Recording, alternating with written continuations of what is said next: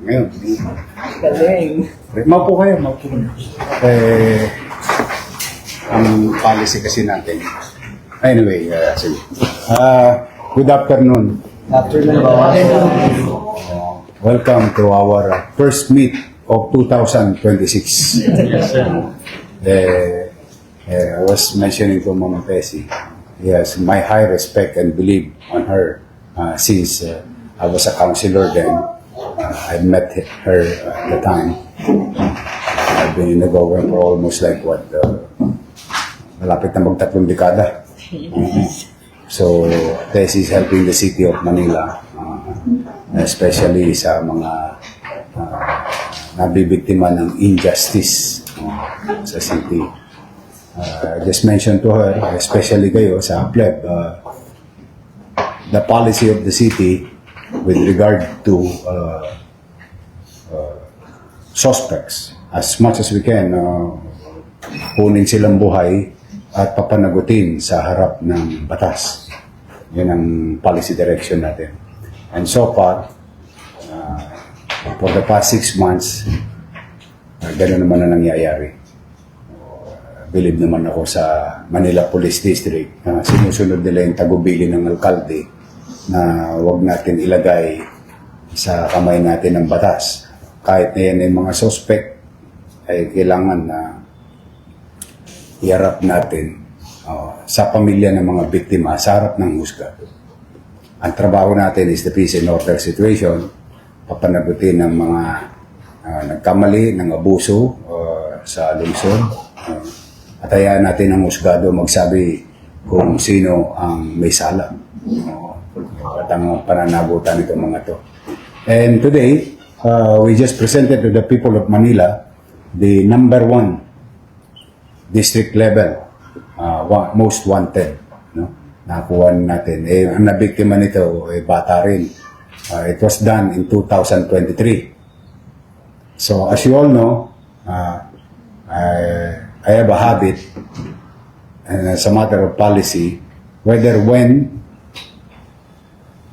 you committed a crime, as long as you committed it in the city of Manila, we'll go after you and we'll spend money, people's taxpayers' money, to bring you to justice. Kaya maraming mga nare-resolve na kaso rito because of that policy. In fact, ang bumungad sa akin, kung maalala ninyo ma'am, ang bumungad sa akin, there is an unresolved case ongoing for the past 2 months, and a celebrated case where a Grab or TNB driver is nowhere to be found. Was killed but nowhere to be found. And the suspect sumuko sa atin first week of July yun. And immediately after 2 months nung hindi pa tayo mayor noon, within 24 hours natagpuan yung bangkay at naibigay natin doon sa pamilya, and we surrender the surrenderies to NBI. Doon na nakuha yun sa Nueva Ecija. So those are the things. And I believe that's why I'm sharing this to you, because that's what your purpose. Walang aabuso sa pulisya. Wala rin naman papayagang aabuso sa mga kriminal na para bang ikinipit balikat na lang yung nangyaring krimen. Dapat silang managot. So again, welcome to City. So I believe you're going to take a note of your public service to the people. I'm happy to see you again. With all honesty. Excited ako. Ikaw una ko tinanong ka na. Ang taisi ko ba nandoon? So anyway, I see familiar faces, and naku, yung mga matatagal natin naglingkod sa bayan, nandito rin. I will give ample recognition, sapat na pagkilala. But for the meantime, let's go to our schedule. I think you need to take a note. The members of the City Council is here also. Okay? Halika kayo. You want water? You want uncoat? Okay.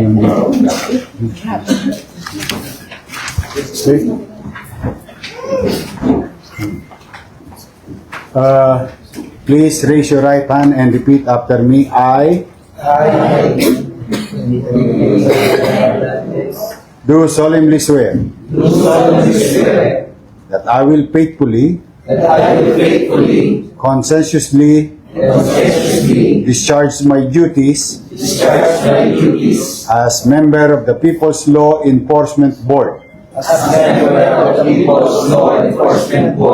of the Legislative District of Manila. Legislative District of Manila, Legislative District of Manila. that I will perform That I will perform the duties imposed upon me the duties imposed upon me in accordance in accordance with pertinent provision of law with pertinent provisions of law and regulations and regulations promulgated pursuant thereto, promulgated pursuant thereto, that having in view that having in view the best interests the best interests of the police service, of the police service, I will administer this justice without partiality, I will administer justice without partiality, favor, favor, or affection, or affection. that I will keep That I will keep the deliberation of the board the deliberation of the board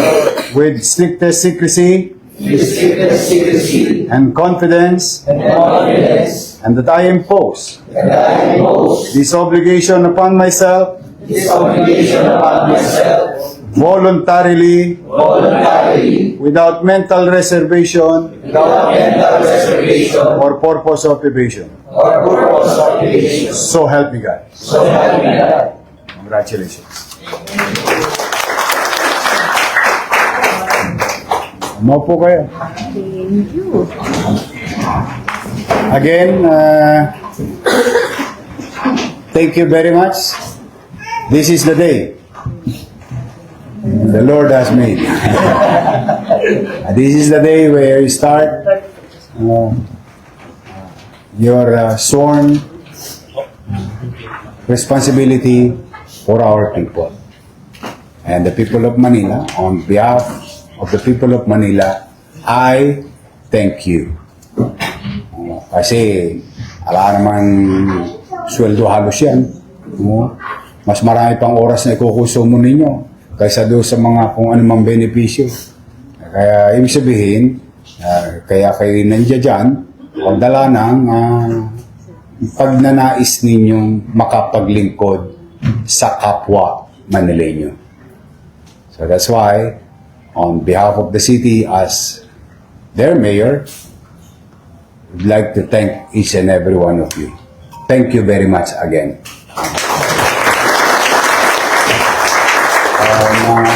Ma'am, baka pwede mo silang ma-inspire.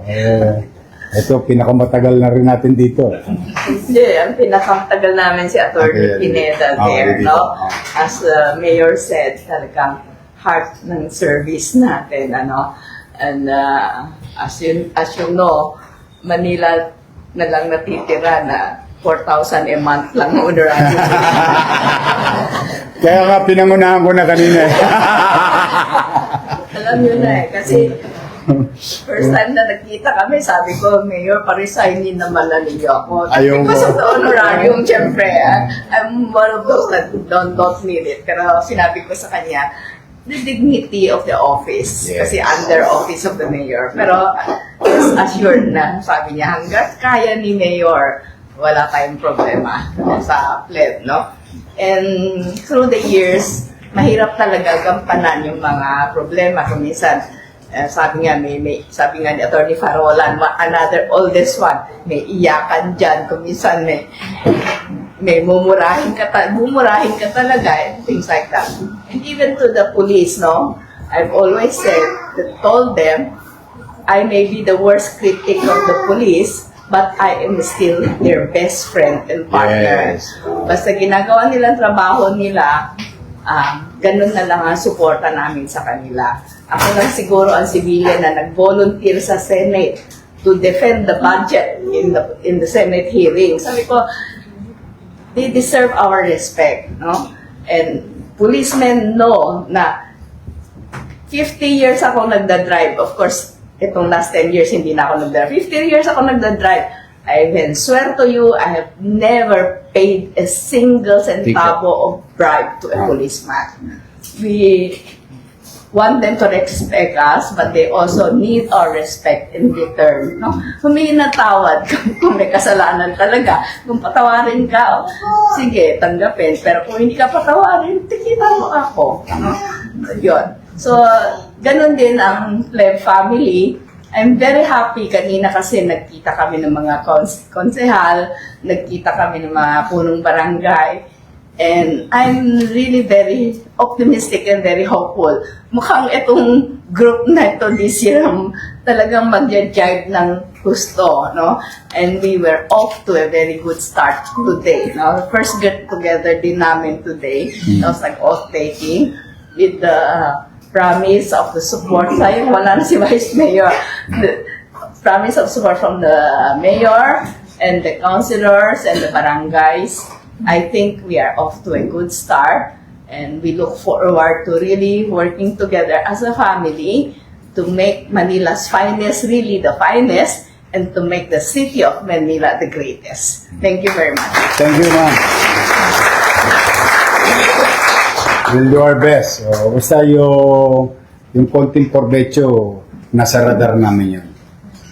Ibig sabihin, we are really trying to work it out nowadays. As we, I think most of you here, not all of you, but most of you here, kumbaga, nasa pelikula ako ni Sharon Cuneta ngayon. Sa pelikulang pamagat na Pasan Ko ang Daigdig. All the obligations na hindi nagawa ng mga nagdaan ay pinipilit kong pasanin because I look at it as yung tiwala ng taong bayang ipinagkaloob sa atin. Inaatang na sa atin lahat ang obligasyon. Tama naman yun. We have to do our job. Minsan nga, maasim man ang suka, kailangan nating inumin. Dahil talagang kailangan natin magdesisyon. Because indecisiveness also creates injustice. Across, whether it is crime-related, victim-related, or even to the point, service-related. If we do nothing, we don't expect anything na may mangyayari. Sabi nga ni Einstein, di ba? Don't expect different results will come to you tomorrow if what you did today is the same as yesterday. That's next to foolishness. Kaya we really created the new fiscal policy, fiscal situation, and that brought us to 9% growth and survived the 2025 near bankruptcy of the city. Yung bankruptcy kasi hindi ko sinasabi, dala ng ayaw kong matakot yung mga negosyante. Alam mo, masama rin pakinggan. But that's the truth of the matter. What we inherited, it's not only the loan, it's not only it's really literally grave fiscal disarray. That is troublesome. I think some of you here with enough age and experience, you can always lose money. It's okay. You can get it back. But when you destroy a system or management properly of fiscal situation, you destroy everything. That's the end result of it. That's why, nung nirevert back natin sa yung una kong termino, binalik natin yung mga policy in place, and so on and so forth, unti-unti tayo nag-recover at hindi natin na-achieve yung bankruptcy. Now, we have to face the music. The businessman doing business, hopefully they continue striving and they're going to carry some obligations as citizen and businessmen. To the citizens who are living inside the city, wala pa. At kailangan lang natin talagang bumuhat ng kanya-kanyang bagahe, hindi naman para iatang sa iba yung responsibilidad. I've done my part to resuscitate the city of Manila from the ICU, now we are in the recovery room. Now, the recovery room doesn't guarantee you full recovery.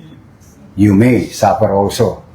But for the meantime, kung meron man ako may iuwi sa inyo na mapanghawakan, pumanatag kayo dahil kung gaano tayo kasinop noong third quarter at fourth quarter when I assume office, magiging mas masinop tayo ngayon na ang gastusin natin ay patungo lamang sa pangangailangan.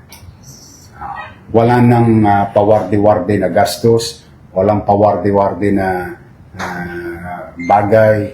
Pag walang kapararakan, hindi natin gagastusan.